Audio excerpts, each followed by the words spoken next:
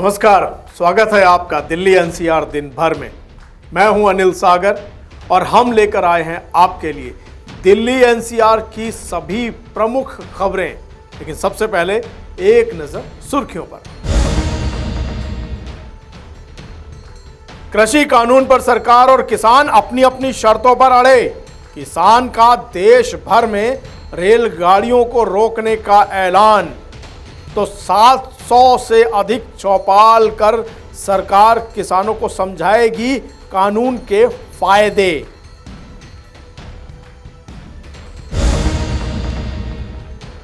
सरकार के खिलाफ बुराड़ी में किसानों ने किया अर्धनग्न होकर प्रदर्शन। बोले, ठंड में भी बरकरार है हमारा साहस, पीछे नहीं हटेंगे। दिल्ली से पीएम मोदी के संसदीय क्षेत्र वाराणसी तक बनेगा एलिवेटेड ट्रैक। 320 किलोमीटर की रफ्तार से दौड़ सकेंगी रेलगाड़ियां। सब इंस्पेक्टर के बेटे ने फांसी लगाकर की आत्महत्या। सुसाइड नोट में ससुराल वालों को ठहराया जिम्मेदार। दिल्ली के शकरपुर इलाके में ज्वेलर पर दिन दहाड़े लूट। 2 बाइक सवार बदमाशों ने चाकू की नोक पर की 2 करोड़ से ज्यादा की लूटपाट। नए कृषि कानूनों को लेकर किसान और सरकार दोनों अपनी अपनी जगह खड़े हुए दिखाई दे रहे हैं। किसानों का कहना है कि सरकार तीनों कानून वापस ले।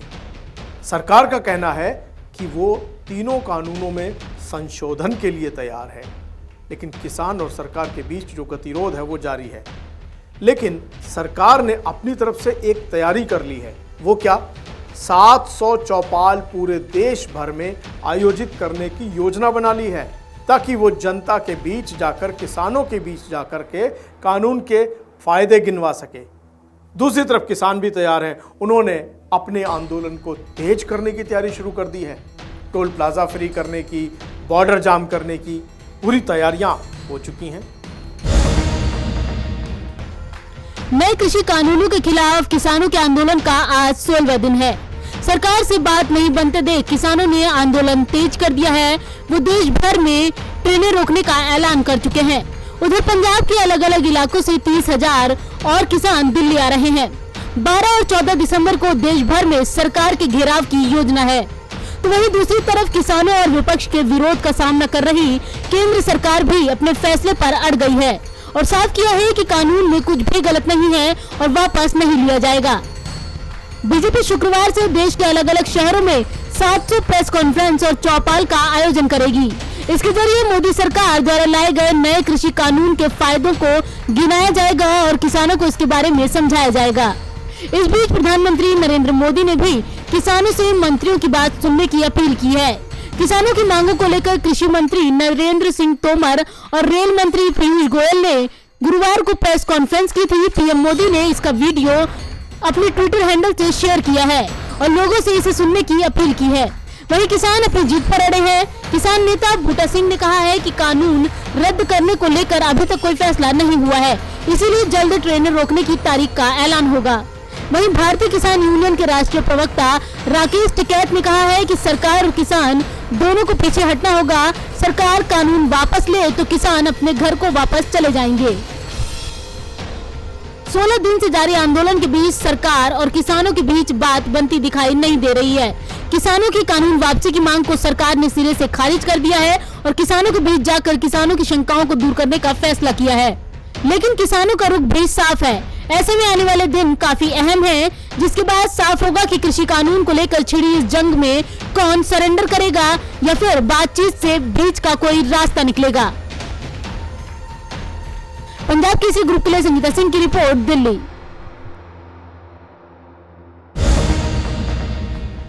किसानों का आंदोलन आज 16वें दिन भी जारी है। दिल्ली के बुराड़ी ग्राउंड में, बुराड़ी जो ग्राउंड है, निरंकारी संत निरंकारी मैदान जिसे कहा जाता है, वहाँ जो किसान बैठे हैं उन्होंने अपना एक अलग रूप दिखाया। उन्होंने सरकार को चेताया कि हम अब उग्र प्रदर्शन कर सकते हैं। अर्धनग्न होकर इन किसानों ने प्रदर्शन किया। आखिर ये पूरा मामला क्या है, आइए देखते हैं इस रिपोर्ट में। केंद्र सरकार के कृषि कानूनों के खिलाफ प्रदर्शन कर रहे किसानों ने सरकार के खिलाफ आर पार की जंग छेड़ दी है। सरकार की बातचीत की सभी कोशिशें फेल होने के बाद किसान अपनी मांगों पर अडिग हैं। बुराड़ी ग्राउंड में आंदोलन कर रहे किसानों ने केंद्र सरकार के खिलाफ अर्धनग्न होकर प्रदर्शन किया। उन्होंने कहा है कि केंद्र सरकार और उनके मंत्रियों ने हमसे कहा था कि बहुत ठंड है, आप घर चले जाइए, हम समाधान करेंगे, लेकिन हम नग्न होकर सरकार को दिखाना चाहते हैं कि हमारा साहस बरकरार है और हम ठंड से डरने वाले नहीं हैं। जो ਅੱਜ ਪ੍ਰੋਟੈਸਟ ਕੀਤਾ ਸੀ ਨੰਗੇ ਧੜ ਹੋ ਕੇ ਇਹ ਜੋ मोदी सरकार ਜਾਂ अहमद शाह कह रहे सी भी जो इस संघर्ष में बच्चे हैं और बूढ़े हैं, ये जा माई हैं, ये घर को चले जान, इनको ठंड लगती है। ਅਸੀਂ उनको बताते हैं भी हमको ठंड नहीं लगती, जो काले कानून लेके आए हैं तू, इसको हमारा ठंड से भी ज्यादा नुकसान होएगा। इस करके हमारे बच्चे बुढ़े ਜਿਹੜੇ ਅੱਜ ਨੰਗੇ ਧੜ ਪ੍ਰੋਟੈਸਟ ਕਰਕੇ ਉਹ ਸਰਕਾਰ ਨੂੰ ਦੱਸਿਆ ਵੀ ਸਾਨੂੰ ਕੋਈ ਠੰਡ ਨਹੀਂ ਲੱਗਦੀ ਹੈਗੀ। ਇਸ ਕਰਕੇ ਸਾਡੇ ਹੌਸਲੇ ਜਿਹੜੇ ਬੁਲੰਦ ਹੈ, ਅਸੀਂ ਮੈਦਾਨ ਦੇ ਵਿੱਚ ਹਾਂ और संघर्ष जितना चिर काले कानून वापस नहीं होंगे उतना चिर संघर्ष हमारा जारी रहेगा और बच्चे बूढ़े हमारे साथ रहेंगे। 16 दिन से दिल्ली की सीमाओं पर किसान डटे हुए हैं। किसानों ने साफ किया है कि सरकार को कृषि कानूनों को रद्द करना ही होगा, नहीं तो आंदोलन और बड़े स्तर पर होगा। वहीं दिल्ली कूच के लिए और भी राज्यों से किसान आ रहे हैं। इस करके भी मतलब भी आप लंबा चौड़ा प्रोग्राम बना के आए हैं। एक कल एक मैं वीडियो देखी, एक मुंडा गल करदा कहंदा तुसीं पंजाबियों का सुभाव मोदी नूं कह रहे सी भी तुसीं पंजाबियों का सुभाव नहीं वेखिया। कहंदा जे 10 मिनट लई कह के आउण 10 मिनट लई आउणा ते सारा दिन नहीं बुरदे। कहंदा असीं तो 6 महीने तक कह के आए करो, असीं कहंदा असीं जानी कि जिहड़ा इस कानून नूं वापस करा के ही मुड़ांगे। बाकी वापस वाली तो गल होई पई आ, ਆਪਾਂ ਨੂੰ ਪਤਾ। ਉਹ ਆਂਦੇ ਜੀ ਇਹ ਡੱਬਾ ਰਹਿਣ ਦਿਓ, ਬਾਕੀ ਤਾਂ ਅਸੀਂ ਜੋ ਤੁਸੀਂ ਆਖੋ ਉਹ ਅਸੀਂ ਵਾਪਸ ਕਰ ਰਹੇ। ਜੇ ਡੱਬਾ ਵਾ ਜਿਹੜਾ ਕਾਨੂੰਨ ਦਾ ਬਣਾਇਆ ਸੀ ਤੇ ਜੇ ਇਹ ਹੀ ਵਾਪਸ ਕਰਾਂ ਸਾਡੇ ਪੱਲੇ ਕੀ ਰਹਿ ਜੂ। ਉਹ ਆਪਣੇ ਕੀ ਉਹ ਗਰੇਵਾਲ ਜਿਹੜਾ ਬੀਜੇਪੀ ਦਾ ਆਪਣੇ ਪੰਜਾਬ ਤੋਂ ਬਿਲੋਂਗ ਕਰਦਾ ਕੋਈ ਲੀਡਰ, ਹਾਂਜੀ ਉਹਦਾ ਬਿਆਨ ਸੀ। आपको बता दें कि केंद्र सरकार और किसानों के बीच लगातार बातचीत जारी है, लेकिन अभी तक उसका कोई हल नहीं निकल पाया है। केंद्रीय गृह मंत्री अमित शाह भी किसानों को मनाने की कोशिश कर चुके हैं, लेकिन बातचीत बेनतीजा ही निकली। सरकार ने लिखित में भी किसानों को आश्वासन दिया, लेकिन किसानों ने सरकार के प्रस्ताव को भी ठुकरा दिया है। अब किसान 12 और 14 दिसंबर को दोबारा से अपना आंदोलन तेज करने के लिए सरकार को चेतावनी दे चुके हैं। ऐसे में अब देखना होगा कि सरकार कितनी जल्दी किसानों की समस्याओं का हल निकालती है और कितनी जल्दी किसान भी अपने इस आंदोलन को खत्म कर सरकार की बात मानेंगे। दिल्ली से अनिल अत्री और कमल कंसल की रिपोर्ट, पंजाब केसरी ग्रुप।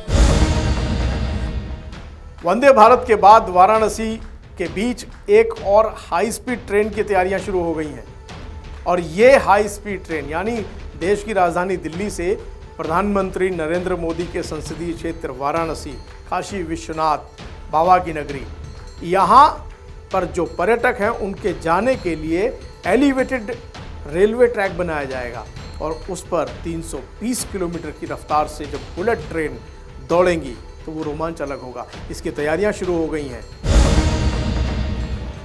देश की राजधानी नई दिल्ली से प्रधानमंत्री नरेंद्र मोदी के संसदीय क्षेत्र वाराणसी को जोड़ने के लिए अलग से एलिवेटेड ट्रैक बनाया जाएगा। ट्रैक पर कुछ जगह अंडरग्राउंड रेलवे लाइन भी होगी। इस ट्रैक पर अधिकतम 320 किलोमीटर प्रति घंटे की रफ्तार से ट्रेनें चलाई जा सकेंगी। इसके लिए 13 दिसंबर से हेलीकॉप्टर से light detection and ranging lidar survey शुरू किया जाएगा। इस तकनीक से 800 किलोमीटर का सर्वे 12 हफ्तों में पूरा किया जाएगा, जबकि इसी तरह के मानवीय सर्वेक्षण में 1 साल तक लग जाता है। आपको बता दें कि इस ट्रैक को इस हिसाब से बनाया जाएगा कि न सिर्फ कानपुर बल्कि लखनऊ भी इससे जोड़ा जा सके, जिसके लिए स्टेशन भी बनाए जाएंगे और ये बेहद ही प्रारंभिक प्रक्रिया है। सर्वे कराने के बाद इस सर्वे रिपोर्ट को रेलवे मंत्रालय को भेजी जाएगी। स्वीकृति के बाद डीपीआर बनेगी और टेंडर प्रक्रिया शुरू होगी। ये काम रेलवे मंत्रालय के अधीन काम करने वाली संस्था national high speed rail corporation limited से कराया जा रहा है। आपको बता दें कि बेहद सटीक सर्वे लिडार कराता है। लिडार तकनीक मूलतः लेजर लाइटों और सेंसर पर आधारित होती है। इस तकनीक का इस्तेमाल पहले Mumbai Ahmedabad high speed rail corridor के सर्वेक्षण में किया जा चुका है। इसका सर्वेक्षण डाटा बेहद ही सटीक होता है। हेलीकॉप्टर में अत्याधुनिक हाई रेजोल्यूशन कैमरे लगे होते हैं। Laser data, GPS data, flight parameter और वास्तविक तस्वीरों से मिली जानकारी के आधार पर काम किया जाता है।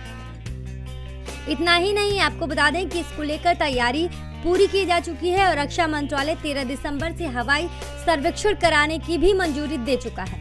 दिल्ली से वाराणसी तक घनी आबादी होने के कारण खेत, नदियां होने की वजह से हवाई सर्वेक्षण सटीक और आसान है। पंजाब केसरी ग्रुप, नई दिल्ली। दिल्ली के भजनपुरा इलाके में एक सब इंस्पेक्टर के बेटे ने आत्महत्या कर ली। बताया जा रहा है जो सुसाइड नोट मिला है, उस सुसाइड नोट में इस बेटे ने आरोप लगाया है कि ससुराल वालों की तरफ से वह थोड़ा परेशान था। पूरा मामला क्या है, आइए देखते हैं अपनी इस रिपोर्ट में। दिल्ली के भजनपुरा थाने इलाके के गड़ीमेड़ू में दिल्ली पुलिस की पीसीआर वैन में तैनात सब इंस्पेक्टर सुरेंद्रपाल के 32 साल के बेटे रोहित ने फांसी लगाकर आत्महत्या कर ली।